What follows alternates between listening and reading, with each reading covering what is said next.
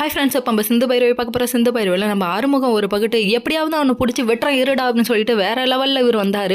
ஐயனார் சாமி போல் வேற லெவலில் வந்தியப்பா அப்படிங்கிற மாதிரி ஆயிடுச்சு. அதுக்கப்புறம் எங்கே அவங்க அம்மாவுக்கு பயம் வந்துருச்சு, எங்கே நம்ம புள்ள ஜெயிலுக்கு போய்டுவானு சொல்லிட்டு கொண்டு போய் சிவா ஒரு ரூம்குள்ளே வச்சு லாக் பண்ண சொல்ல, அதுக்கப்புறம் இங்கே வெறும் போர்க்குளமாக வெடிச்சிட்டு இருக்காங்க. இங்கே பார்த்தா சிந்துவோட அப்பா அடிச்சிட்டாருங்க. என்ன ஆகாது இந்த ட்விஸ்ட் அண்ட் டர்ன்ஸ் எதிர்பார்க்கல, நானும் ஒரு அப்படி தான் அப்படின்னு சொல்லிட்டு அவரே நிரூபிக்கிறாரு பார்த்துக்கோங்க.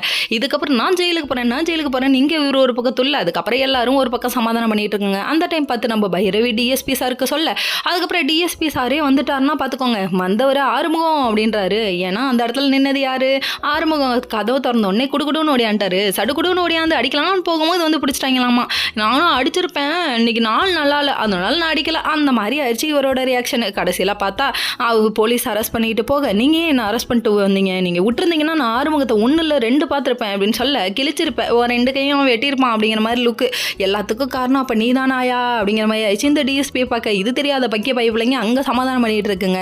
அதாவது அந்த மாப்பிள்ளை வீட்டில் எல்லாருமே வேணாம் எனக்கு இந்த பொண்ணு அப்படின்னு சொல்ல, அதுக்கப்புறம் எல்லாரும் பேச ஆரம்பிச்சிட்டாங்க. சிந்து ஒரு பக்கம் பேசி, பைரவி ஒரு பக்கம் பேசி, எல்லாரும் பேசி சமாதானம் பண்ணிட்டாங்க.